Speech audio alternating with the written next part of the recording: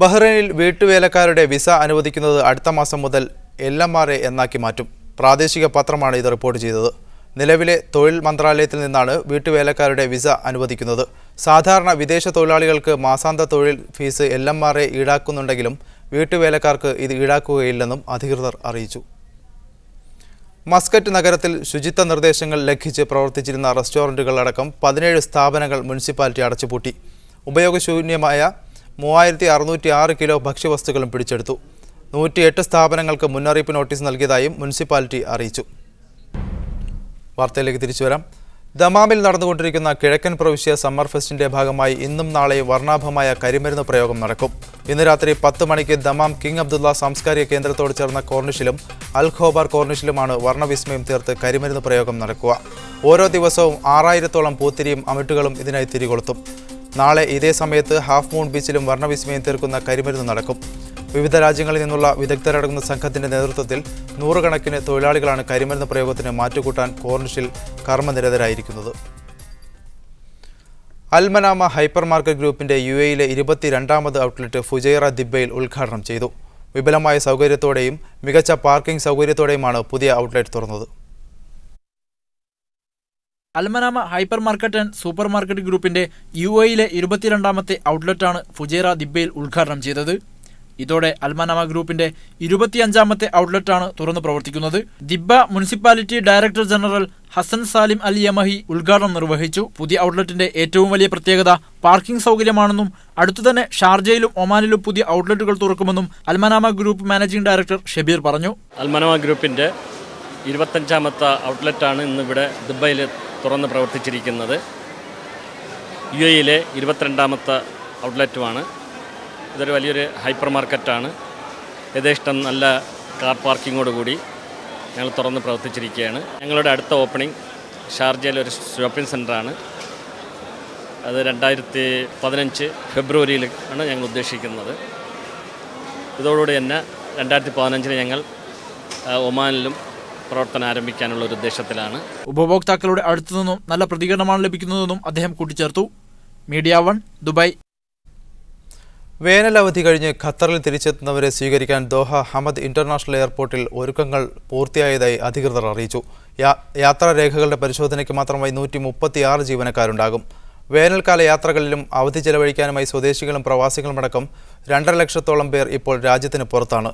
2 ആഴ്ചയ്ക്കകം ഇവരിൽ ഭൂരിഭാഗം ഖത്തറിൽ തിരിച്ചെത്തുമെന്നാണ് പ്രതീക്ഷ. അമേരിക്കൻ മാധ്യമപ്രവർത്തകൻ ജെയിംസ് ഹോളിയെ ഇറാഖിലെ തീവ്രവാദികൾ വധിച്ചതിൽ ഖത്തർ വിദേശകാര്യ മന്ത്രാലയം അപലപിച്ചു. സിറിയ ഉൾപ്പെടെ ലോകത്തിന്റെ പല ഭാഗങ്ങളിലും സാഹസികമായ പത്രപ്രവർത്തനം നടത്തിയ മാധ്യമപ്രവർത്തകനായിരുന്നു ജെയിംസ് ഹോളി എന്നും അദ്ദേഹത്തിന്റെ കുടുംബത്തിന്റെ ദുഃഖത്തിൽ പങ്കുചേരുന്നതായും മന്ത്രാലയം പത്രക്കുറിപ്പിൽ അറിയിച്ചു. ഇറാഖിലെ ക്രിമിനൽ ഗ്രൂപ്പ് നടത്തിയ ഈ ക്രൂരത ഇസ്ലാമിക മൂല്യങ്ങൾക്കും മാനുഷികതയ്ക്കും നിരക്കുന്നതല്ലെന്നും മന്ത്രാലയം കുറ്റപ്പെടുത്തി. കുവൈത്തിൽ ഇനി മുതൽ സിവിൽ ID ഉപയോഗിച്ചും ATM മെഷീനുകളിൽ നിന്ന് പണം പിൻവലിക്കാം. പബ്ലിക് അതോറിറ്റി ഫോർ സിവിൽ ഇൻഫർമേഷന്റെ സഹകരണത്തോടെ ബ്യൂബാണ്ട് ബാങ്കാണ് ഇത്തരമൊരു പദ്ധതിക്ക് തുടക്കം കുറിച്ചത്. മിഡിൽ ഈസ്റ്റിൽ ആദ്യമായാണ് ഇത്തരമൊരു സംവിധാനമെന്ന് ബൂബിയാൻ ബാങ്ക് CEO അബ്ദുള്ള അൽ തുവൈജിരി പറഞ്ഞു. പുതിയ സംവിധാനം വഴി ജനങ്ങൾക്ക് തങ്ങളുടെ സിവിൽ ID ATM മെഷീനുകളിൽ ഡെബിറ്റ് കാർഡായി ഉപയോഗിക്കാൻ കഴിയും. ഇതിനായി സ്മാർട്ട് ID കാർഡുകൾ ബാങ്ക് അക്കൗണ്ടുകളുമായി ബന്ധിപ്പിക്കുക മാത്രമേ ചെയ്യേണ്ടതുള്ളൂ. ഇടപാടുകളിൽ 100% സുരക്ഷ ഉറപ്പു നൽകുന്നതാണ് പുതിയ സംവിധാനമെന്നും അദ്ദേഹം കൂട്ടിച്ചേർത്തു. നിലവിൽ സിവിൽ ID ഉപയോഗിച്ച് ഇന്ധനം നിറക്കുന്നതിനുള്ള സൗകര്യം രാജ്യത്തെ ഒട്ടുമിക്ക പെട്രോൾ സ്റ്റേഷനുകളിലും ലഭ്യമാണ്. കഴിഞ്ഞ വർഷമാണ് രാജ്യത്തെ സിവിൽ ID കാർഡുകൾ സ്മാർട്ട് ചിപ്പ് സംവിധാനം ഉൾപ്പെടുത്തി പരിഷ്കരിച്ചത്. അതേസമയം രാജ്യത്തെ ഗാർഹിക മേഖലയിൽ ജോലി ചെയ്യുന്നവർക്കുള്ള തിരിച്ചറിയൽ കാർഡുകൾ ഇനിയും സ്മാർട്ട് സംവിധാനത്തിലേക്ക് വന്നിട്ടില്ല. കാർഡിന്റെ രൂപം മാറിയിട്ടുണ്ടെങ്കിലും സ്മാർട്ട് ചിപ്പില്ലാതെയാണ് ഗാർഹിക ജോലിക്കാർക്കുള്ള കാർഡുകൾ ഇപ്പോഴും വിതരണം ചെയ്യുന്നത്. Media 1 Kuwait city.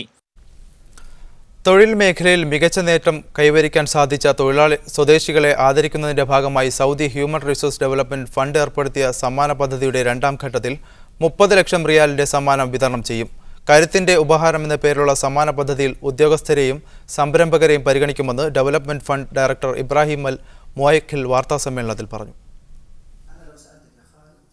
തൊഴിൽ മേഖലയിൽ സ്വദേശി യുവാക്കൾക്ക് കരുത്തു പകരുന്നതിന് രൂപം നൽകിയിട്ടുള്ള പദ്ധതിയുടെ ഭാഗമായി 2013 സെപ്റ്റംബറിലാണ് സമ്മാന പദ്ധതി ആരംഭിച്ചത്. സ്വദേശി യുവജനങ്ങൾക്കിടയിൽ തൊഴിൽ രംഗത്ത് മത്സരബുദ്ധി ജനിപ്പിക്കുക, ലഭ്യമാകുന്ന തൊഴിലവസരങ്ങൾ ക്രിയാത്മകമായി ഉപയോഗപ്പെടുത്തുകയും പ്രതിസന്ധികൾ മറികടന്ന് മികച്ച നേട്ടം കൈവരിക്കുകയും ചെയ്യുന്നതിന് പ്രേരണ നൽകുക തുടങ്ങിയവയാണ് പദ്ധതിയിലൂടെ ലക്ഷ്യമിടുന്നതെന്ന് ഇബ്രാഹിം അൽ മൊയ്ക്കൽ പറഞ്ഞു. കരുത്തിന്റെ ഉപഹാരം രണ്ടാം ഭാഗം, കരുത്തിന്റെ അതിജീവന ഉപഹാരം എന്നിങ്ങനെ 2 വിഭാഗങ്ങളിലായാണ് മത്സരം നടക്കുക. തൊഴിൽ മേഖലയിലോ വ്യവസായ സംരംഭത്തിലോ നേരിട്ട് പ്രതിസന്ധികളിൽ നിശ്ചയദാർഢ്യത്തോടെ മുന്നേറുകയും ലക്ഷ്യം നേടുന്നതിന് കഠിനാധ്വാനം ചെയ്യുകയും ചെയ്തവരെയാണ് കരുത്തിന്റെ ഉപഹാരം രണ്ടാം ഭാഗം മത്സരത്തിൽ തിരഞ്ഞെടുക്കുന്നത്. അതേസമയം തൊഴിലവസരങ്ങൾ കണ്ടെത്തുന്നതിന് നിരന്തരമായ ശ്രമങ്ങളിൽ ഏർപ്പെടുകയും പ്രതിസന്ധികളെ സഹനത്തോടെ മറികടക്കുകയും ചെയ്ത് നേട്ടം കൊയ്തവരെയാണ് രണ്ടാം വിഭാഗത്തിൽ മത്സരാർത്ഥികളായി പരിഗണിക്കുക. സ്ത്രീകൾക്കും പുരുഷന്മാർക്കും മത്സരത്തിൽ പങ്കെടുക്കാം. ആദ്യ റൗണ്ടിൽ വിജയികളാകുന്ന 150 പേർക്ക് 10,000 റിയാൽ സമ്മാനമായി ലഭിക്കും. ഫൈനൽ മത്സരത്തിലെ വിജയികൾക്ക് 66,000 റിയാൽ സമ്മാനമായി ലഭിക്കും.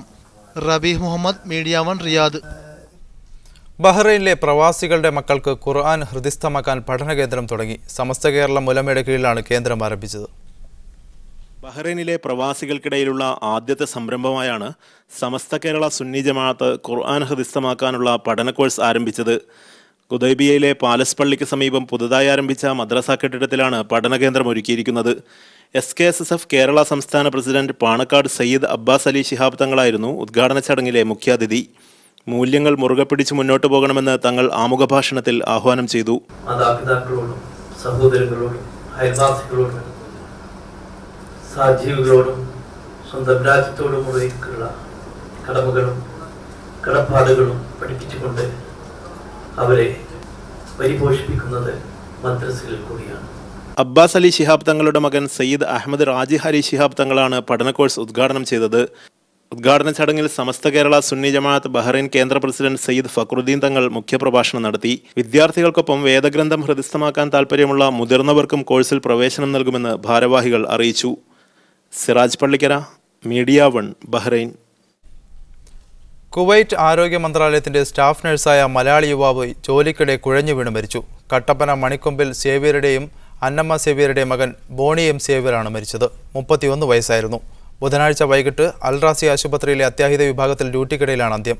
ഫർവാന ആശുപത്രിയിൽ നഴ്സായ മാവേലിക്കര കണക്കാനിൽ ജീവ ബോണിയാണ് ഭാര്യ. 2 വയസ്സുള്ള ബ്രയാൻ ബോണി ഏക മകനാണ്.